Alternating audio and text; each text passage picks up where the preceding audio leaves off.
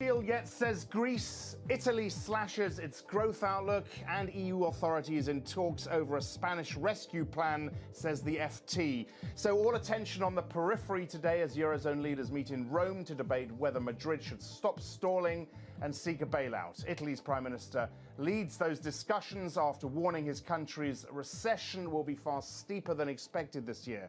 GDP to shrink by 2.4% in 2012. Twice as much as the previous forecast.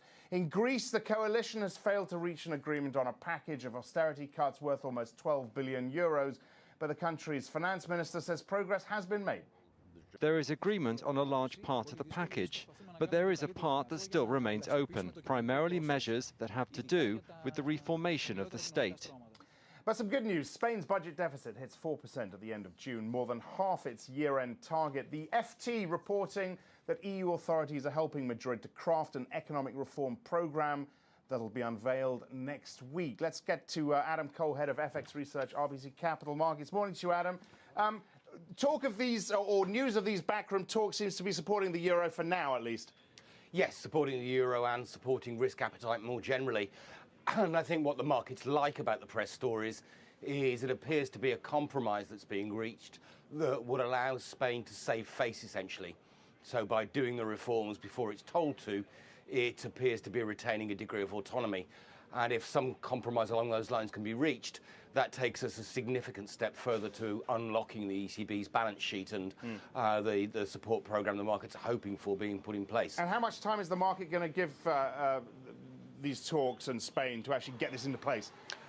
My feelings are we've got about a month or so. When we get out to late October, Spain has a very large cluster of bond redemptions that need to be refinanced.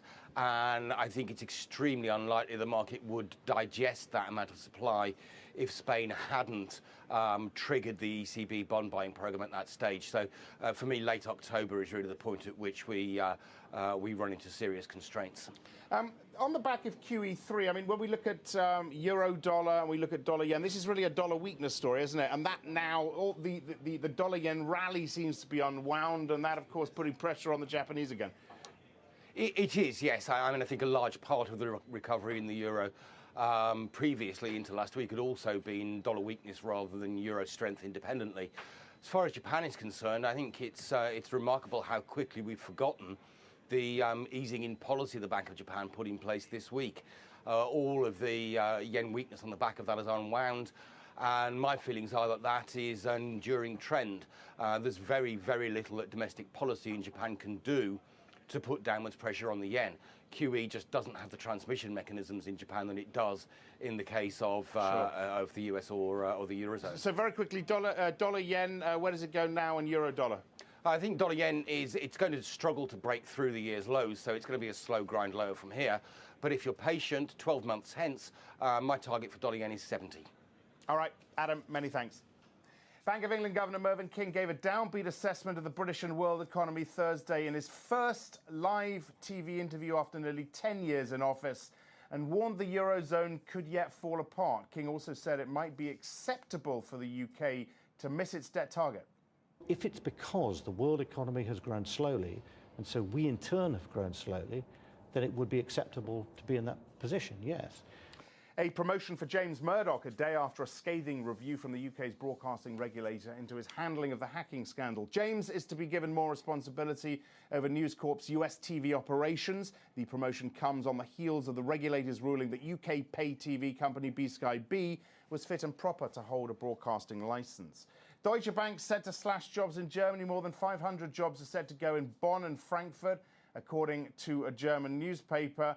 Microsoft and HP pushing back against tax avoidance claims. They deny accusations by the US Senate panel that they used offshore loopholes to avoid taxes. Let's get out to Tara Joseph in Hong Kong. Tara, more queues building up for the iPhone 5. What's Samsung doing about this? Well, that's right. As they queue up around Asia today for their latest iPhone fix, Samsung is saying, see you in court. It is going to add iPhone 5 to its list of patent battles, 10 of them in all. And it did issue a rather bitter statement today about the latest on that. The other interesting part about the iPhone 5 launch is some questions, some criticisms about Apple's latest Map app. There's a lot of geographical errors coming out on it, tweets saying it's not working properly. So we've decided to do, Axel, is we're going to test it out in the very difficult to navigate streets of Hong Kong next week and test it along with the Google app. We'll let you know if we get to our destination at all. Great idea. I look forward to that. And very quickly, Tara, week into this Japan-China island dispute, where are we now? Well, it's been a rough week, and it doesn't seem that there's any signs of tensions abating. Reuters has done a poll asking Japanese firms whether the damage this week in China was going to keep firms out of China. And Japanese firms, 41% of them say they're going to rethink their business in China. Some are even considering pulling out together. Now, the tensions are spreading beyond actually business. We're seeing it in sports. We've had the Japanese team pull out today of the Shanghai Sevens rugby tournament. There's also a Japanese table tennis player who said not going to Shanghai for the latest tournament. It's hurting. It's a very tense time. Okay, Sarah, many thanks. Have a good weekend. Have a good World news, the wave of anti-Western protests against the US film mocking the Prophet Muhammad begins to slow, but Pakistan calls a holiday to allow its citizens to protest today, and tensions remain high ahead of Friday prayers. Fears of large demonstrations causing Australia's High Commission there to temporarily close. That is it for this Friday morning. I'll leave you with our pick of the day.